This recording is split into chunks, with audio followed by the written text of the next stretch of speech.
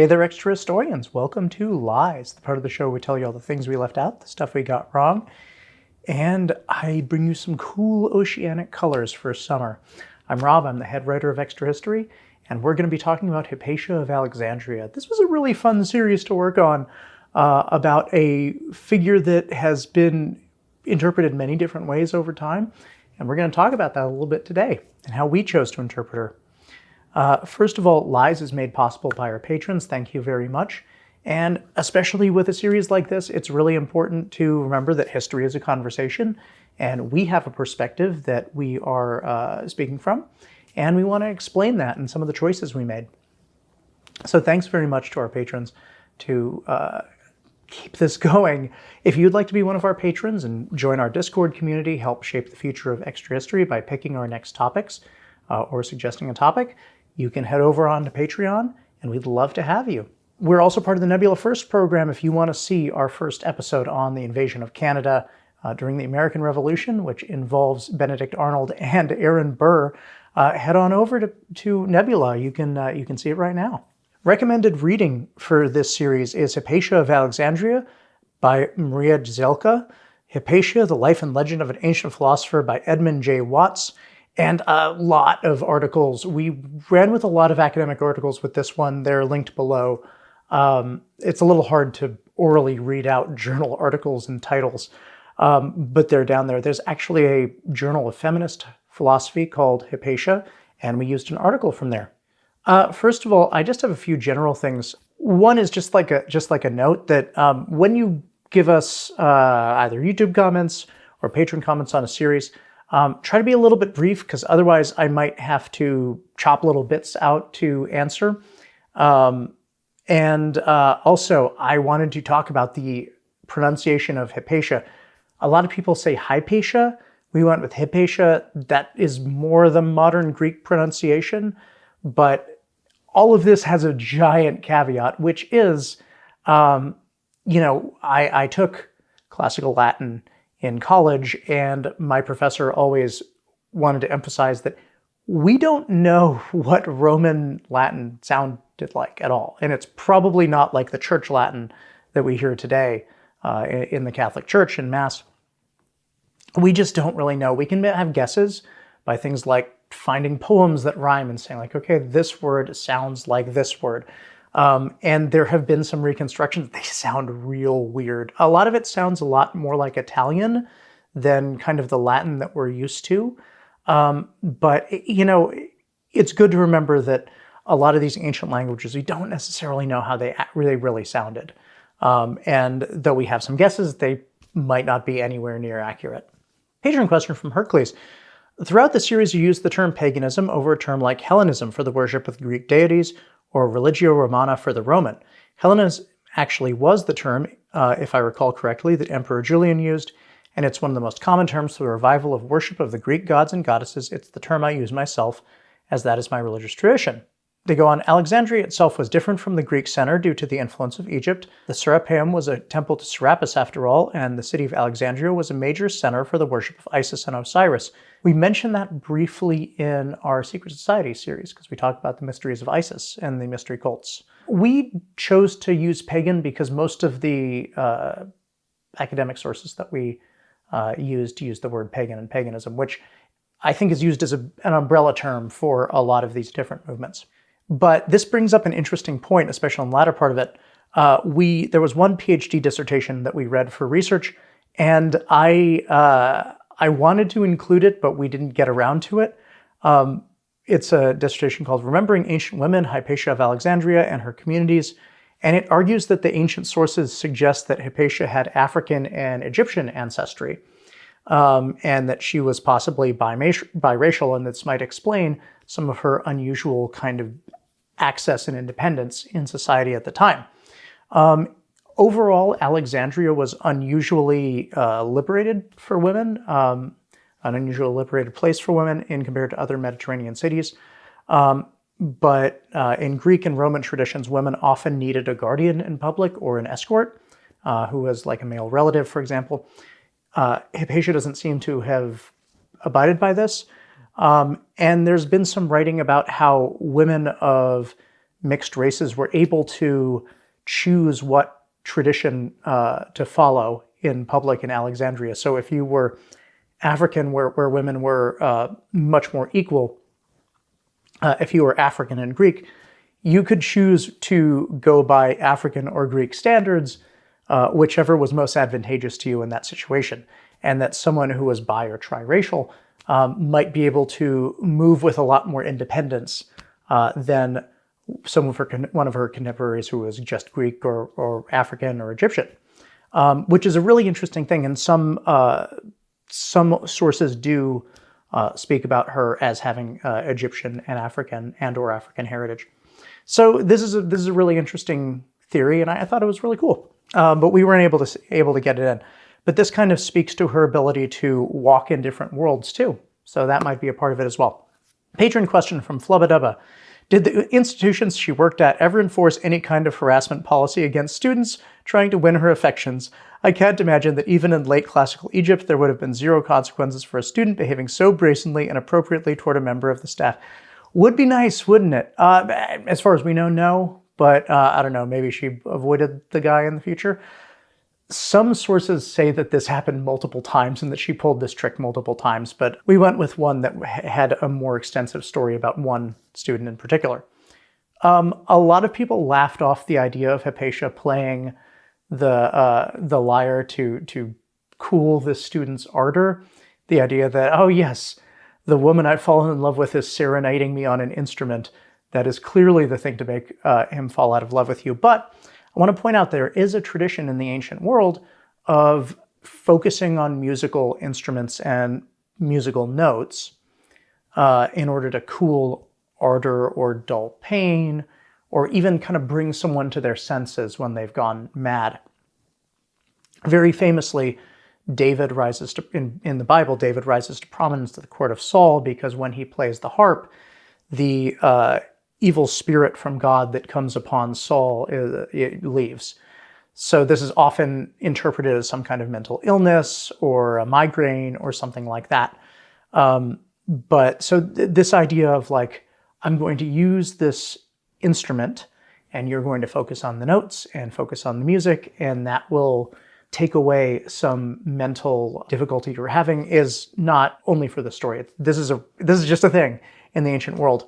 And, you know, you think about other traditions that involve music and meditation, like Tibetan singing bowls, for example, or there are many, in Buddhist meditation, there are frequent uses of things like bells and drums and that type of thing. So this isn't unusual even today. And of course, we have now scientific studies of people listening to music and seeing how that affects, for example, their chronic pain and things like that. So, you know, there's something to it. YouTube question. I want to talk a little about the Library of Alexandria. We had several questions and disputes about the idea of the Library of Alexandria being destroyed or the Roman invasion and things like that. So I could, at some point, probably do one or more episodes on the destruction of the library. And like we mentioned, the destruction of the library is more a diminishment over time. So you have books that are crumbling, or maybe there's like a leak in the roof that destroys a bunch of volumes, and it's just sort of degrading. And because there isn't as much effort to expand the collection, you know, you sort of have this shrinking number of books over time. And there have been some theories that a part of the collection was on the docks, or there were some acquisitions on the docks that got destroyed during the Roman invasion, and that's what's being referenced when you see sources say that it was destroyed during the Roman invasion, or it could just not be true at all. But probably it didn't get destroyed so much as it got broken up over various institutions. Like this collection of books went somewhere else and was housed at the museum or at the Serapeum. And there is a theory that there was a collection of books that were either from the library collection or were copies from the library collection at the Serapeum. And when you hear that that was like the final destruction of the library, it just meant that like there was this small collection of books that had been from the library that were destroyed when that temple was pulled down. like I said, there you can go really deep into this. It would be interesting to do at some point. I think that might be a good idea for a future one-off or two or three-off even. The rise and fall of the Library of Alexandria. But it's there's a lot of dispute and disagreement academically over this. But generally, it's thought that there was sort of a diminishment and disillusionment of the library rather than like one destruction. Episode 2, patron question from Bo Carey. This is the same Cyril from the Early Christian Schisms videos. It's really fun to see how these stories from history interact, cross over, and affect one another. Hand to God, I'd completely forgotten about this. I didn't write those episodes. It's been a really long time since I've watched them. They were fairly early on. And I had forgotten that Cyril was was a prominent part of that. So that was cool to sort of discover myself and go, I would have referenced that series if I'd realized that. While we're on Cyril, a lot of folks were upset about how he portrayed him in early episodes, not realizing that the things they were saying in the comments, we were going to say in episode 4.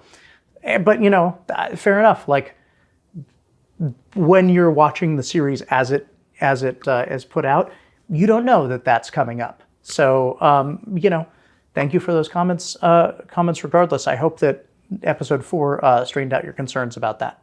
Patron question from Hercules. You described Neoplatonism as if it didn't contradict Christianity, and you described it using a Christian lens. Even though Plato was a Hellenist and a lot of the work of the Neoplatonists, as you correctly mentioned, was studying his works, the Neoplatonists of this time did worship Hellenic deities, as well as the Ptolemaic deities, i.e. Serapis. Yes, from what I read, it seems like this varied by faction, and that Hypatia's faction was much more nebulous, and that, for example, the group that took over Serapeum were more outwardly worshiping gods and doing doing sacrifices that were much more obviously in that Hellenic tradition. We didn't claim it didn't contradict Christianity. We claimed that basically if you were of a mind, if you were an archbishop or an official that were of a mind to just let it ride and avoid conflict, you could very easily look at Hypatia's version of Neoplatonism and go, okay, fine. It's not the most different example. YouTube question. I feel a need to make a very important specification. It's no coincidence that Platonism and Neoplatonism had philosophical basis similar to and parallel to Christianity. Christian philosophy was an adaptation of Platonism and Stoic ideas, which were being studied and made to fit with the message of Jesus from the earliest days of Christianity, because Hellenic converts worked strenuously to adapt ancient philosophy to the revelation, under the assumption that classic philosophy, being truthful, had to come from divine revelation and wasn't at odds with the message of Jesus. It was no accident that from Alexandria many heresies were born from Gnosticism and Arianism, because many interpretations were brought forth on how to harmonize pagan philosophy with the teachings of Christianity, many of them in conflict with one another. I wasn't sure how much to get into that, especially because we needed to move on with the story of Hypatia. But, thank you for leaving comments like that. That's what Lies is for, is to kind of expand and talk about maybe we oversimplified something. And with religion, you almost always are oversimplifying it in a short YouTube video, right? Episode 3, patron question from Flubbadubba. What motivated Christians to turn around and become so violent and determined to snuff out other religions when their literal founding history is a narrative about how that's a bad thing? How could the Christian community so quickly come to follow a leader who embodied the exact impulses their own book decries and villainizes? Because Christians are humans, and humans do that, is my short answer. It's important to remember that we might remember extreme examples like Cyril, but you also have, the monks he's going after who were also Christian. So that's one of the reasons that we wanted to point out that, a lot of times this is internecine conflict among Christians. And you do have the victims are Christian also, and might be much more peaceful, or, Orestes in this is also a Christian, and he's much more willing to sort of get along to make sure that order is kept, and then you also think about how those figures have been interpreted historiographically, which is going to lead very nicely into our next episode. Patron question from Bo Carey. Hey, extra history is the bitter theological feud between the priests in Alexandria and the clergy in Constantinople. The Monophysite heresy, or is it something else? Was Emperor Theodosius I still emperor, or was the incompetent Theodosius II emperor when Hypatia died? Theodosius II was emperor when Hypatia died. He was the grandson of Theodosius I. And as far as I could tell, because there are multiple overlapping controversies, but one of them was that if you remember how we talked about how Bishop Theophilus went after the monks in Egypt. Those were the Origenist monks, and he got in a lot of trouble for that. Like, he's leading secular troops basically out against this other Christian group, and he was called to account for it in Constantinople. And he got there, and the Patriarch of Constantinople was the one who called him back, and that guy was very controversial. So what Theophilus did was he got together with all of the Patriarch's enemies and basically flipped the script. And instead of Theophilus going on trial, the Patriarch of Constantinople got condemned basically and exiled or banished. So that caused some ill feelings. So there's a number of things, but of course it starts with the fact that Constantinople does not necessarily consider this group of monks to be heretics, whereas Theophilus does. So this, again, rift, right? So the authorities in Constantinople are not happy with Theophilus way before Cyril comes on the scene, though Cyril was with him at the time. YouTube question. Pews, we had pews in our church. Pews did not exist yet at that time. Good catch. And we have another question. Hypatia is a historical figure whose historiography seems more extensive than scholarship on what she actually did during her life. How do historians approach figures such as this differently, if at all, to individuals that are more well documented? What I've seen from both her and other figures that I've read about is, you try and understand the world that they're living in and how that shaped their actions or the things that were worked upon them. Or, even you have someone who might be very well documented later in life, but their early life has a lot of holes. And you try and understand what life was like for someone like them. A great example I can think of is John Brown, where, the documentation on John Brown is not as thin as it is on Hypatia, but you have much less in his early life as you do in his later life. So it's a regular problem that historians have to grapple with, and I think we tried to do a little bit of that in episode 4. Episode 4, patron question from Bo Carey. Why did you use a Gibbon for Edward Gibbon's appearance? Do we not have accurate photos of him? What did he actually look like? Also, extra history, have you ever watched the TED Ed video about Hypatia? Did you think it was good? How accurate do you think it was? I'll start with the TED Ed thing. I think TED Ed is great. They frequently go to historians that are specialists in whatever the topic they're talking about, which is fantastic. I wish we could do that for the show, but I think it's a really good short treatment of it. As for Edward the Gibbon, I thought it was funny. Edward Gibbon is a really interesting figure. He's a big deal in the world of historiography, but he's also like kind of a goof in that, he really loved the ancient world and kind of Greek and Roman religion, like classical religion. And he had this weird imaginative space. A lot of people were upset with us saying that Cyril represented Catholicism, but that's really, really what Gibbon thought, right? He didn't really, because he was kind of imaginatively casting himself and Protestants as the Neoplatonists and Cyril as sort of a Catholic monster in the tradition of British writing about Catholicism and British historians writing about Catholicism. Yeah, he's an interesting dude. He was a very influential historian even today. His books are well in print. You can go read the works of Edward Gibbon. and people still do get a lot from reading them. But I like Edward the Gibbon. I think it's funny, and maybe if we have Edward Gibbon come back, it will be Edward the Gibbon, or maybe we'll just have regular Edward Gibbon. We do know what he looked like. Actually, we based Edward the Gibbon's clothing on Edward Gibbon's clothing in some of the portraits of him. So just a picture like a round head with white hair rather than a gibbon. Coming up on Extra History, Invasion of Canada, the Battle of Quebec. I already pitched it. It's going to be a really fun series. It was cool learning something about part of the American Revolution I never really knew about. And Giuseppe Garibaldi unifying Italy. Talk about historical figures that I didn't really know very much about, and now I'm low-key obsessed with.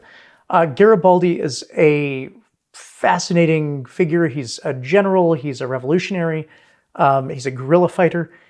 He's quite literally a legend in that there is major questions about, like, did he really do that? And he was a big promoter of his own legend, as all the best leaders from this period really are. And it's very neat.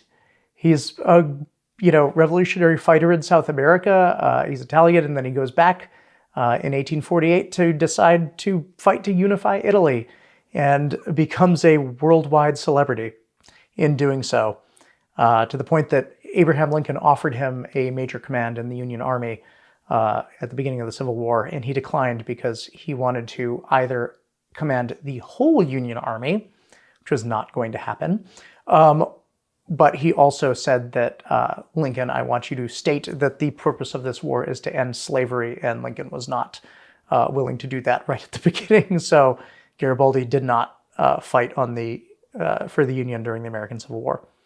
Though many units that were inspired by his red shirts did.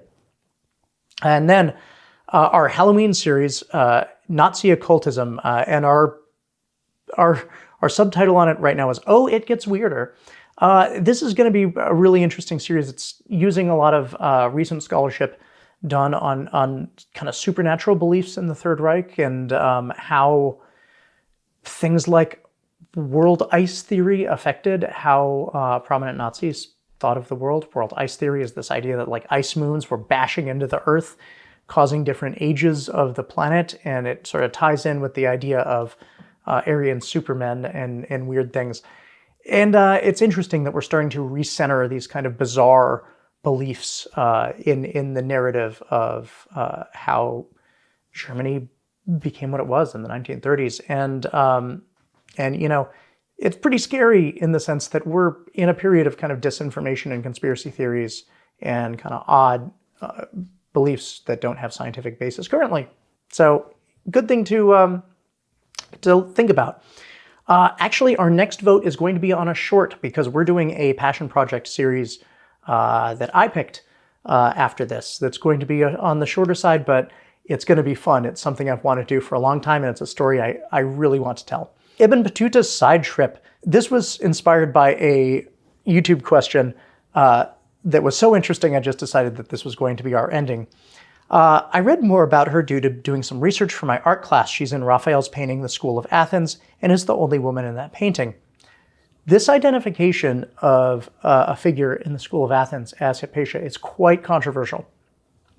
So if you've not seen this painting, it's an imaginary scene of the ancient School of Athens, but then it's sort of like a Spider-Verse mashup of all the great philosophers and mathematicians and astronomers of the ancient world. You've got Plato, you've got Aristotle, you've got Pythagoras, you've got Ptolemy, and they're all kind of interacting together. Unusually, for this period, you would have a lot of paintings like this, but the figures would be labeled. This one isn't. And as a result, over the centuries, what figure is identified with who, because you have to do it from context clues, has changed. So for a while, some people thought that Zoroaster was one of these figures, but then they said, no, that's Ptolemy. And more recently, a few people have come to identify one of these figures as Hypatia. And it's a kind of blonde woman who has long hair, who's looking out of the painting. But this is a very minority theory. Generally, this is understood to be identified as Francesco Maria della Rovere, who was the favorite nephew of Pope Julius II. And that's who Raphael was painting this for. And it was not that unusual to put kind of favored relatives in as a certain figure or just in the painting. And the fact that that figure is looking out of the painting is kind of significant in that identification, that it might be a modern person who's being inserted, because there's another figure that is looking out, which is a self-portrait of Raphael. Man, that's swagger, putting yourself in the school of Athens. But generally, it's understood that this is the Pope's nephew. There's a couple of arguments for why it wouldn't be Hypatia. One of them is that, these paintings were really like every little part of them was approved by the patron. So inserting a woman who was killed by Christians would probably not be something you would put in the library, in the Pope's personal library, which is where this is going to go. But it's also just Hypatia was not that famous at this time. Like many historical figures, they kind of go through periods of being very well known or not well known. And during the Renaissance was kind of like a down point for Hypatia. People kind of forgot her for a while. So she probably would not have been put in that same tier. But it's very interesting. This isn't to say that like this identification is wrong or bad. I mean, who we identify as being in that painting says a lot about us. And it really shows that we are putting much more value on Hypatia and her contributions and the idea of her than they did at that time. So, especially with art criticism to a certain extent, what the painter intended is not always that important. It's what you draw from it and what you bring to the painting. So I would argue that if you think that's Hypatia in the same way that, people in the 19th century developed their own version of Hypatia and vision of her. Though I do want to mention, if you Google Hypatia, that is the first image that comes up is from this painting. That is probably a misidentification. But then again, the fact that one of the most powerful search engines in the world thinks it's true has a certain popular truth to it now. So thank you so much for joining us. I just want to end on that. See you next time. A legendary thanks to Kuya Koi, Joseph Blame, Izzy Coyne, Hunter Z, Dominic Valenciana, Arcolite Games, and Angelo Valenciana for being fantastic legendary patrons.